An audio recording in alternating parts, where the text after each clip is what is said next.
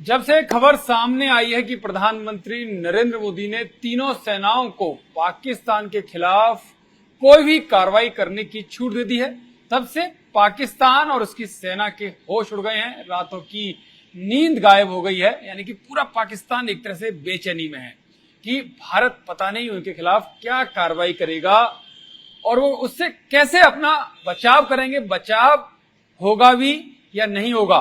क्योंकि एक ऐसा डर है कि इस डर की वजह से खुद पाकिस्तान आर्मी के चीफ जनरल जो मुनीर हैं, उन्होंने अपनी पूरी फैमिली को ही देश से भगा दिया सुरक्षित जगह पर। और जो बिलावल भुट्टो जो लगातार बात करते हैं कि पानी की जगह खून बहेगा, उनका यही डर जो है वो सामने दिखाई दे रहा है कि उन्होंने भी अपनी फैमिली को बाहर भगा दिया है। मेरे साथ मेरे वरिष्ठ सहयोगी संदीप बोल हैं जो बताएंगे कि पाकिस्तान, क्योंकि बड़े नजदीकी से ये डिफेंस मिनिस्ट्री कवर करते हैं, पाकिस्तान क्या कर रहा है, क्या सोच रहा है, उस पर पल पल यानी बारीकी से इनकी नजर रहती है। संदीप, जिस तरह से तीनों सेनाओं को पाकिस्तान के खिलाफ प्रधानमंत्री मोदी ने छूट दी है, कि डर गया पाकिस्तान कि पता नहीं मोदी के गुस्से से वो कैसे बचेंगे, भारत का कहर उन पर कैसे टूटेगा, कैसे बचाव करें, क्या सोच रहा है पाकिस्तान? देखिए, पाकिस्तान 2 बार इस तरीके की मार खा चुका है। अगर हम लोग उरी हमले के बाद जो भारतीय सेना की तरफ से सर्जिकल स्ट्राइक हुआ, वो भी जो है एक सरप्राइज था उसके लिए। पाकिस्तान को नहीं लग रहा था कि कभी इस तरीके का ऑपरेशन होगा और इस तरीके से उनके आतंकी संगठनों के जो ठिकाने हैं या लॉन्च पैड्स उनको तबाह किया जाएगा। उसके बाद पुलवामा के बाद भारतीय वायुसेना से जो है प्रधानमंत्री ने एक बड़ा ऑपरेशन कराया और जिसमें बालाकोट में जाके हम लोगों ने स्ट्राइक किया। पाकिस्तान को उस दिन से ही डर लगने लगा था जिस दिन से उसने यहाँ पे इस घटना को अंजाम दिया पहलगाम में, और उसको ये पता था कि भारत की तरफ से पलटवार होगा, लेकिन कब होगा, कैसे होगा, इसको आज भी नहीं पता। क्योंकि वो तो अब, लेकिन जिस तरह से भारत के तेवर है तो उसे लग रहा है कि शायद पहलगाम का जो आतंकी हमला हुआ वो बड़ी गलती हो गई है, अब नासूर बनता जा रहा है वो उसके लिए। देखिए, जाहिर सी बात है कि नासूर बनता जा रहा है, क्योंकि एक तो इंटरनली पाकिस्तान बहुत ज्यादा स्टेबल नहीं था। मैं बताता हूँ कि आखिर ये जो पूरा का पूरा साजिश रची है वो क्यों रची गई। जिस तरीके से बलूचिस्तान में लोगों के ऊपर अत्याचार किए, उन्होंने हथियार उठा दिए और अब पाकिस्तान की फौज को वो कहीं भी एम्बुश कर रहे हैं, बड़ी बड़ी घटनाएं हुई। ठीक है, उसी तरीके से टीटीपी वो खैबर पख्तूनख्वा में उसके लिए मुसीबत बना हुआ है। कोई दिन ऐसा नहीं जाता होगा जिस दिन पाकिस्तान में आर्म फोर्सेस के जनाजे ना उठते हों, और कई बार तो पाकिस्तान के सेना प्रमुख को भी वहां पे जाना पड़ा। अब उनको इस बात का डर सता रहा था कि भाई कहीं ये जो नाराजगी है, आवाम पहले ही भूखे मर रही है, तो कहीं ये नाराजगी आवाम की उनके परिवार वालों तक ना पहुंच जाए। तो अंदर अपने बचाव के लिए सबसे पहले तो उन्होंने अपने परिवार को बाहर भेज दिया। दूसरी बात यह है कि जिस तरीके से वहां पे सिचुएशन बनी थी पाकिस्तान के सेना प्रमुख के खिलाफ, क्योंकि वहां पे पाकिस्तान की फौज जो है वो सुप्रीम है, वो ही डिसाइड करती है कि किसको सरकार में बनना है, किसको सरकार से हटाना है, वही डिसाइड करते हैं सरकार किस तरह हाँ, से चलेगी। तो ऐसे में अब उनको ये डर लग रहा था कि बलूचिस्तान और टीटीपी और खैबर पख्तूनख्वा में जिस तरीके की सिचुएशन बन रही है, उनके खिलाफ ही जो है माहौल बनना शुरू हो गया था। और उनको जरूरत थी कि एक तरीके से फिर से फौज के ऊपर पाकिस्तानियों का भरोसा बने और उनके जो नेगेटिव थॉट्स हैं जो कि लोगों के मन में जा चुके वो खत्म हो जाए। लेकिन वो पूरा डाइवर्ट करना चाहते हैं। उनके लिए इस तरीके का मोबिलाइजेशन, लोगों के थॉट का मोबिलाइजेशन एक तरफ फौज की तरफ करने का एक ही वजह थी, एक ही जरिया था, वो है कश्मीर। इसी वजह से ये पूरा का पूरी साजिश रची गई और सेना ने इस पूरी साजिश को रचा। और यतेंद्र, सेना ने, पाकिस्तान की सेना ने इस ऑपरेशन को अंजाम देने के लिए या इस आतंकी घटना को अंजाम देने के लिए काफी लंबे से तैयारी की थी, और उससे पहले ही उसने अपने बचाव की भी तैयारी शुरू कर दी थी। वही मेरा सवाल यही है संदीप, किस तरह से बचाव करेगा? क्योंकि उसको तो लग रहा है कि बिल्कुल आसमान टूट पड़ेगा जिस तरह का गुस्सा यहाँ पर दिखाई दे रहा है। खासकर प्रधानमंत्री मोदी एक के बाद एक मीटिंग कर रहे हैं, सेना को खुली छूट दे दी, तो बचाव की क्या क्या तैयारियां हो रही है वहां पर? देखिए, 3 अलग अलग तरीके हैं जहां से पाकिस्तान को लगता है कि स्ट्राइक हो सकता है। 2 जगह ऑलरेडी एयर और सर्जिकल स्ट्राइक ऑलरेडी हो चुकी है। अब पाकिस्तान को लग रहा है कि कहीं इस बार नौसेना की बारी ना हो, तो उसने क्या किया कि 22 तारीख को पहलगाम की घटना होती है, 23 तारीख को उसने नैव एरिया वार्निंग इशू कर दिया। अब मैं बताना चाहूंगा नैव एरिया वार्निंग होता क्या है। समंदर में अपने एक्सक्लूसिव इकोनॉमिक जोन में अगर कोई इस तरीके के एक्सरसाइज को कंडक्ट करता है, फायरिंग के एक्सरसाइज को कंडक्ट करता है, तो उस इलाके से गुजरने वाला जो ट्रैफिक है, जिसमें दूसरे देशों के वॉरशिप भी हो सकते हैं, जिसमें मर्चेंट वेसल्स भी हो सकते हैं और साथ ही ऑयल टैंकर्स भी हो सकते हैं, कहीं वो इसकी चपेट में ना आ जाए, इसलिए एक नैव एरिया वार्निंग दिया जाता है। उसमें बाकायदा कोऑर्डिनेट दिए जाते हैं और ये कहा जाता है कि आपको इस जगह से नहीं आना है। अच्छा। 23 तारीख को उन्होंने जारी किया नैव एरिया वार्निंग, और ये वार्निंग जारी की थी कराची कोस्ट से लेकर आपका ग्वादर पोर्ट तक। तो एक तरीके से उसने पूरी दीवार बना दी और अपने जो नौसेना के जो उनके बेड़े हैं, जंगी जहाज, उनको वहां डिप्लॉय कर दिया। खास बात यह है कि उस नैव एरिया वार्निंग को घोषित तो किया उन्होंने, लेकिन कोई फायरिंग नहीं की। अच्छा, ठीक है, तो उनको लग रहा है कि ऐसा होगा। इसी दौरान भारतीय नौसेना का एयरक्राफ्ट कैरियर का जो कैरियर बैटल ग्रुप है, वो अरब सागर में अपने ऑपरेशनल डिप्लॉयमेंट पे है, नॉर्मल डिप्लॉयमेंट पे, उसको भी उससे डर लगने लगा। नेवी ने अपने जो anti ship long range supersonic missile जो है उसका भी उन्होंने टेस्ट फायर किया।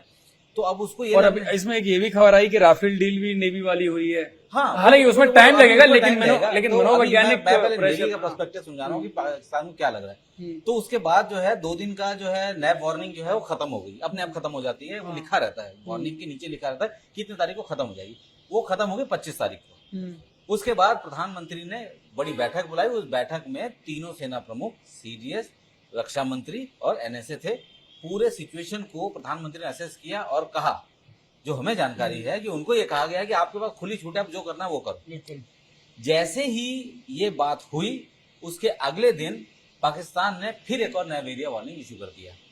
अब ये नैव एरिया वार्निंग जो है वो पहले वाले से दूसरी जगह पे, यानी थोड़ा सा आगे है, और वो जगह ऐसी है कि ये हिस्सा भारत का एक्सक्लूसिव इकोनॉमिक जोन है, ये हिस्सा पाकिस्तान को, तो ये बीच में, और यहाँ पे उसका है। तो उस कॉर्नर पे उसने वो नैव एरिया वार्निंग इशू किया। 30 तारीख को इशू किया था, 3 तारीख तक वो चलना था। इस बार भी उसने यही कहा कि सरफेस और सब सरफेस फायरिंग करेंगे। तो वो अपने जहाजों की तैनाती को लगातार बढ़ा रहा है और उसको इस बात का डर है कि हो सकता है नेवी कोई कर दे, यानी कि डर लगातार। लेकिन यतेंद्र, भारतीय नौसेना ने भी 4 नैव एरिया वार्निंग इशू किया है। अच्छा। और वो भी फायरिंग के लिए। लेकिन भारतीय नौसेना अपनी तैयारी के लिए नैव एरिया वार्निंग इशू करती रहती है। लेकिन यहाँ पे जिस तरीके की सिचुएशन पाकिस्तान के सामने, उसको तो यही लग रहा है कि अगर कुछ होगा तो इधर से होगा। हालांकि वो किसी को नहीं पता कब कहाँ होगा। ये सिचुएशन मैं नेवी के पर्सपेक्टिव से बता रहा हूँ कि वो अपने आप को बचाने के लिए लेकिन जिस तरह से अपने बचाव के लिए कर रहा है, क्या लगता है वो मतलब पर्याप्त होगा पाकिस्तान के लिए? क्योंकि एक तो डर ही मार देता है, जो मुझे लग रहा है कि जिस तरह से उनके अधिकारियों के, नेताओं के परिवार भागे जा रहे हैं, उन्हें विश्वास ही नहीं। बेसिकली क्या है कि वो तो रोज डर रहा है।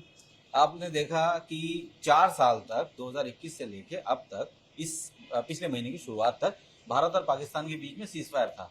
एलओसी पे शांति थी, कोई फायरिंग नहीं हो रही थी। उससे पहले 2020 की अगर हम आंकड़े देखें तो 5000 से ज्यादा बार उसने सीज फायर का वायलेशन किया था। सडनली जो है वो सब बंद करके शांत हो गया।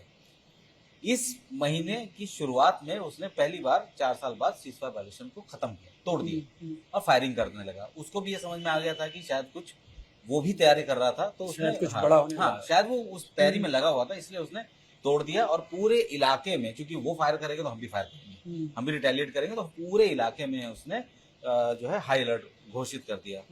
अब उसको इस बात की समझ में नहीं आ रही है कि क्या एक बार फिर से उसी तरीके का ऑपरेशन भारत, क्योंकि वो समझ नहीं पा रहे, क्योंकि भारत जिस तरह से समय ले रहा है, वो उसी असमंजस में कि वो स्ट्राइक ही होगी या कोई बड़ा उससे भी कुछ होगा, कुछ भी हो सकता है।